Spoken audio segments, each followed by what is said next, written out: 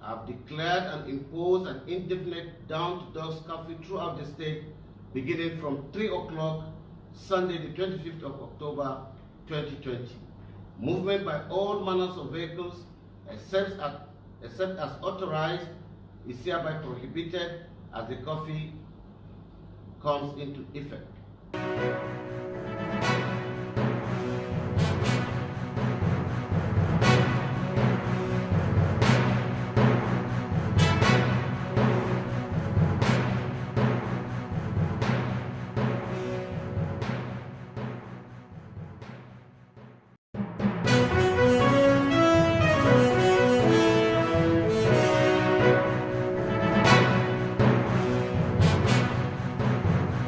The events of the last few days has left millions of Nigerians shocked, and in some instances gave some Nigerians a weird sense of satisfaction that finally young Nigerians had taken to the streets to demand for something more than just the daily bread they have been fed with for a very long time. They are now demanding for equal rights, the right to dignity and life, the right to justice, the right to fairness, good governance, employment, among several other things that Nigerians have been yearning for decades after decade. It started in many states as a simple protest and descended into a full-blown mayhem, chaos, looting, and in so many cases, arson and thievery. The saddest sides of the scramble are the unfortunate deaths recorded in many states in the ensuing palliative hustle and bustle across the country. One thing that has become clear, however, in the entire debacle is that there is hunger and anger in the land, and every well-meaning Nigerian had some moments to reflect and ponder. Taking an excerpt from the words of the Adamawa State Governor, Ahmadu Umaru Fintri, he said, and I quote, "Fellow Adamawa citizens, since the advent of this unfortunate incident, I have raised my mind on where we have gone wrong as an administration since we took over more than a year ago. And as an individual, I have deeply searched my conscience. That is where this crisis should lead us to. Moments for sober reflection and assessment of our ways and how to end the apparent injustice in the land and how to restore sanity for our communities. The entire outrage is symptomatic of an ailing country and society wanting a quick and complete fix. A rejig of democracy that have been working well, but only for some few people. This is a country where we have a consistently imploding school system. It's a country. That is where this crisis should lead us all to. Moments for sober reflection and assessment of our ways on how to end this apparent injustice in the land and how to restore sanity in our communities. The entire outrage is symptomatic of an ailing country and a society wanting a quick and complete fix. A rejig of a democracy that have been working well only but for some few people. This is a country where we have a consistently imploding school system. It's a country of brilliant doctors with hospitals filled with facilities that fits more into the relics of medical history than contemporary medical practice. A country that produces oil but imports it and fails to develop the capacity to refine it. It's a country of over 13 million out-of-school children. A country that is now the poverty capital of the world. It's a country where young people still pay their ways to get jobs into various organizations and sectors, including the military, the police, and the federal civil service.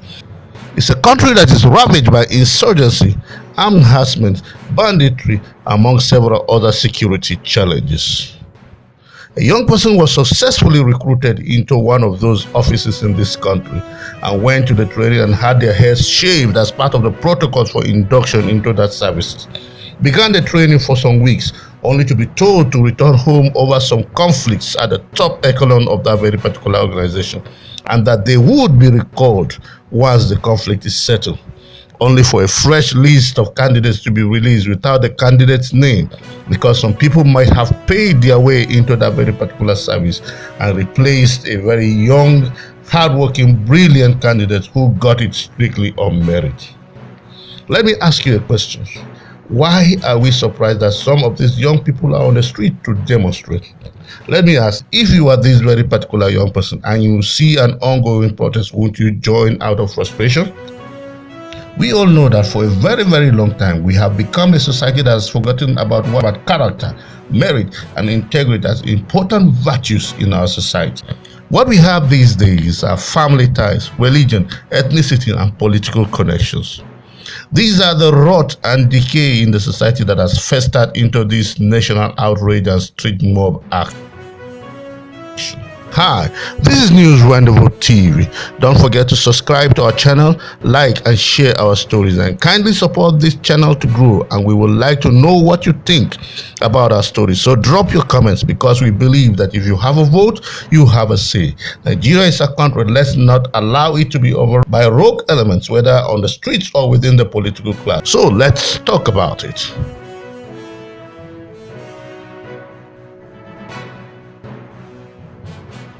To me, it's a simple and straightforward issue. The anger is targeted at government, whether present or the ones that have passed. It's just an expression of a prolonged distrust between government and the governed. Without mincing words, there is no excuse for looting or brandishing of swords, knives, and clubs, as it was evident in Yola, Adamawa State, which was obviously the handiwork of some criminal elements who seized the opportunity to return to the old trade of stealing. Adamawa State in the last few days was a bizarre spectacle of massive looting and open thievery by some unsuspecting rampaging youths who took to the streets to break into warehouses, looting and catching away valuables. The second day of the looting spree took the lawlessness to an entire new level, with some of these criminal elements removing roofs of buildings, throwing away tractors, among other valuables. The looters could be heard from the imagined videos calling on residents of the state to come over to the stores and get their share of the food items. This is happening live. Like I said before, it was an anger targeted at government, because the idea in the call to the public was based on the presumption that the food items were meant for the public but were hidden by government out of greed. Whether they were right or not is immaterial here. The established fact here is that there has been an entrenched history of distrust between government and the governed as a result of prolonged regime of corruption, and Fintry may just be an unfortunate victim of the seat he is sitting on, and a heir to a long generation of bad feeling against government and government officials. Our stand on this is that our government needed to be responsive and end the looting of government coffers. After all, the real looters are within the political class.